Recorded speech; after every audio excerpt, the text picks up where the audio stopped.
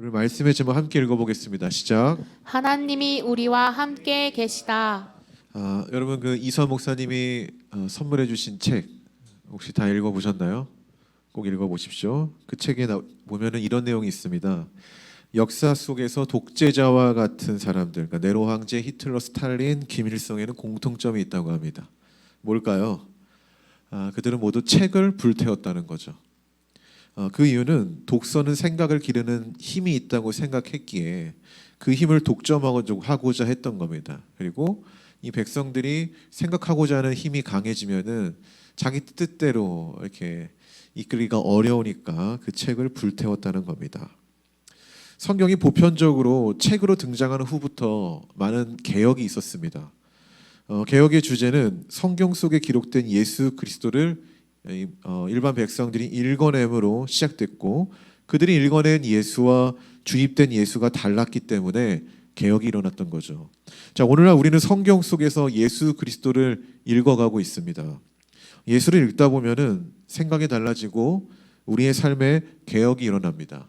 왜냐하면은 예수님의 모습과 나의 모습이 다르기 때문이죠. 자, 우리는 오늘도 예수를 읽어낼 겁니다. 그분이 이 땅에 왜 오셨고 어떤 삶을 보이셨는지 말입니다.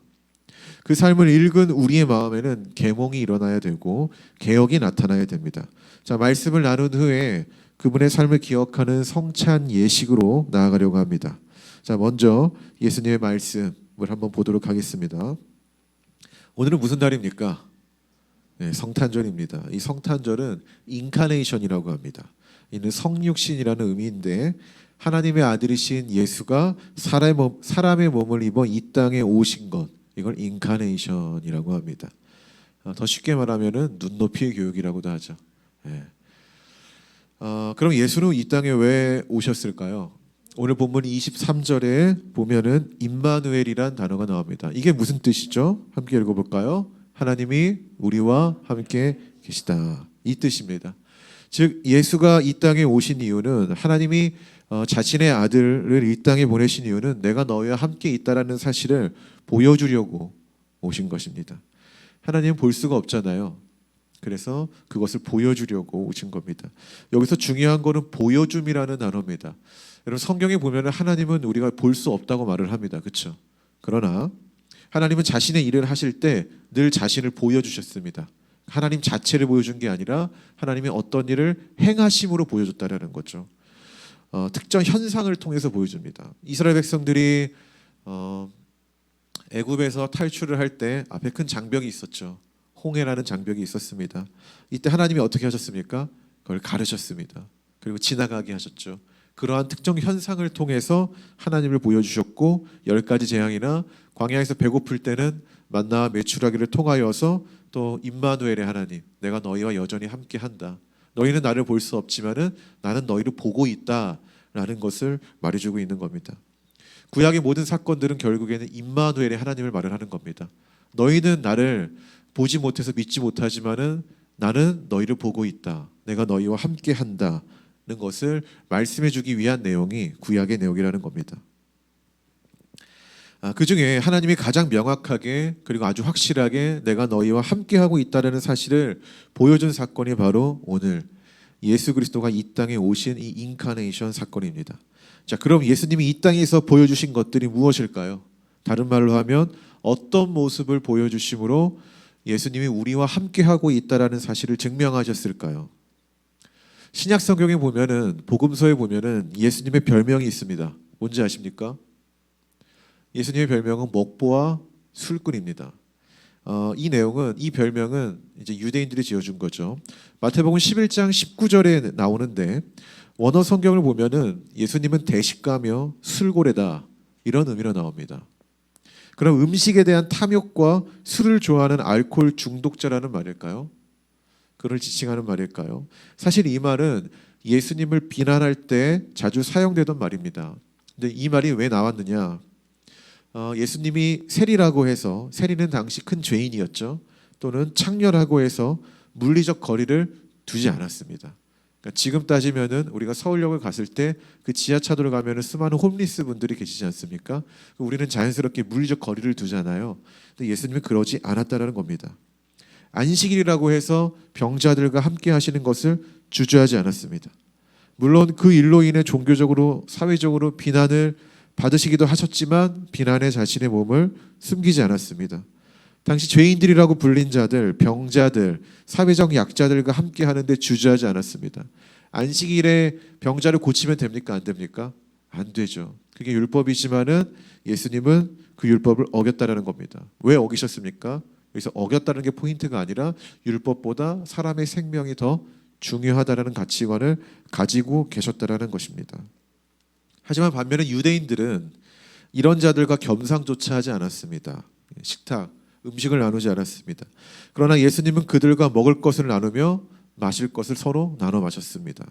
자, 그런 모습을 향해 유대인이 예수님을 보면서 당신은 먹보와 술꾼이다. 음식을 탐하는 대식가와 술고래라는 어떤 비꼬는 말로 이야기를 했다는 겁니다. 그렇다면 정말 예수님이 알코올 중독자라는 말일까요? 그건 아니겠죠. 이 유대인들이 비난했던 의도는 왜 저런 자들과 함께 하느냐라는 것을 비난했다라는 것입니다. 그래서 유대인의 시각이 아닌 예수님의 시각에서 보면 예수님은 먹보요 술꾼이라는 이 안 좋은 별명은 그만큼 예수님이 약자들과 함께하는 분이었다라는 것을 우리가 볼 수 있다라는 것입니다. 예수님은 소외받는 자들, 상처와 아픔의 인생으로 살아가는 자들과 함께 하셨습니다. 그것이 예수님이 이 땅에서 보여주신 임마누엘의 정신입니다. 성경에 나는 의인이 아닌 죄인을 부르러 왔고 나를 대속물로 삼아 구원하러 오셨다고 예수님 말씀하셨습니다. 이처럼 자신이 비난받을지라도 죄인들과 병자들과 함께하는 인생을 보이셨다는 겁니다. 이게 임마누엘의 정신입니다. 이런 그분의 희생이 이 땅에 교회라는 것을 만드신 겁니다. 사도행전 2장에 보면은 교회라는 것이 태초로 처음으로 출현하게 됩니다. 근데 이 교회의 기본 정신이 뭐냐면은 너희를 위해 나의 것을 나누는 것입니다. 너무나 간단합니다.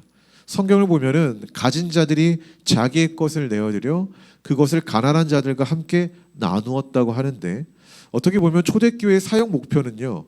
먹을 것이 없어 굶주리는 사람이 없게 하는 것일지도 모른다라는 것입니다. 제가 초대교회에 관련된 책들을 이렇게 보면은 당시 초대교회뿐만 아니라 그 당시에 사람들의 재정 상태를 레벨 1부터 7까지 나눈 표가 있습니다. 근데 그 중에 교회 1, 2, 3는 왕족, 귀족을 말합니다. 근데 교회 안에는 이 1, 2, 3가 없다라는 거예요. 교회는 레벨 4부터 7까지 있었는데 레벨 4는 그래도 지금으로 따지면 중산층, 내가 먹고 사는데 전혀 문제가 없는 사람들이거든요. 근데 교회 공동체 안에 그런 사람들이 별로 없었다라는 거예요. 대표적으로 루디아 뭐 이런 사람들, 그런 사람들이 레벨 4에 속하는데 그 외에 다른 사람들은 대부분 레벨 5에서 7 사이 속해 있다고 합니다. 여기 있는 사람들은 하루 벌어 하루를 먹고 사는 사람 또는 그거조차도 버거운 사람들이라는 것이죠. 그런데 중요한 거는 가진 자들이 자기 것을 내어놓아서 그 레벨 5에서 레벨 7에 속해 있는 사람들의 그 배고픔을 달래줬다라는 거예요. 이게 교회의 임마누엘 정신이었습니다. 먹을 것을 나누며 하나님이 너희와 함께 한다라는 것을 보여주는 방법 중에 하나였다는 것입니다. 초대교회 사람들이 가진 것이 넘쳐서 한 게 아니라 내가 쓸 것을 조금씩 아껴서 한 겁니다. 이게 포인트입니다. 그래서 우리 기독교의 기부는 부자가 돼서 기부하자가 아니라 내가 지금 쓰고 있는 것을 좀 아껴서 하자라는 게 기독교가 말하고 있는 기부의 정신입니다. 세상의 기업이 갖고 있는 기부의 정신은 다른 거잖아요. 더 많은 이유를 창출해서 이걸 기부하는 건데 기독교가 갖고 있는 기부 방식은 다르다는 겁니다. 우리도 연탄 기부 행사를 준비하고 있지 않습니까? 누군가는 버거운 일이 될 겁니다. 그러나 이걸 다른 방식으로 지금부터 내가 조금씩 쌓아가는 방식으로 준비한다면은 충분히 우리도 할 수 있는 일이라고 생각이 됩니다. 저도 차에 있는 잔돈들, 책상 서랍에 있는 동전들을 막 찾아서 지금 모으고 있거든요. 저도 그런 방식으로 하니까 여러분들도 버거운 방식이 아니라 기독교 정신에 담겨 있는 내가 사용하는 것 중에 조금씩 떼어서 우리가 나눌 수 있는 방식으로 나아가길 바랍니다. 성탄을 맞이하여 임마누엘 정신을 기억하는 것은 아주 큰 의미가 있습니다.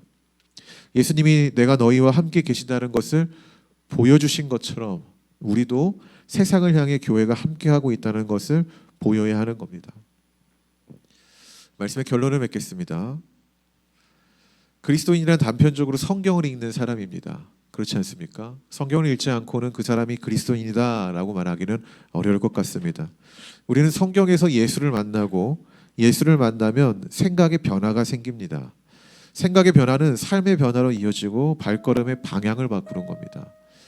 강한 곳에서 약한 곳으로, 높은 곳에서 낮은 곳으로, 점점 예수님이 계셨던 곳으로 나를 이끄는 겁니다. 예수님이 만약 이 땅에 오셨다면 어디에 먼저 찾아가셨을까라는 고민을 우리가 하게 된다는 거죠. 하나님은 내가 너희와 함께 하겠다라는 의지를 예수 그리스도를 통해 보이셨습니다. 어떻게 보이셨습니까? 너희를 위해 자신의 아들을 죽이셨다라는 거죠. 그것을 통해 내가 너희와 함께 한다라는 것을 보였다라는 겁니다. 우리가 누군가와 함께 한다고 했을 때 그 함께라는 말은 단지 물리적 거리만을 뜻하지 않습니다. 같은 정신을 공유하는 것, 같은 생각을 품는 것, 우리는 그것을 함께라고 이야기를 합니다. 그것이 함께라는 단어의 정의라는 거죠.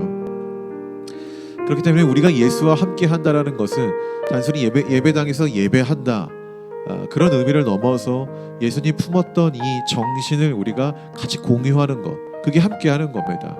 더 나아가서는 그게 믿는 겁니다. 그냥 우리가 로마서에 보면은 너희가 입으로 시인하여 믿음이 생기고 구원에 이른다라는 거는요, 굉장히 단편적인 예에 불과한 겁니다.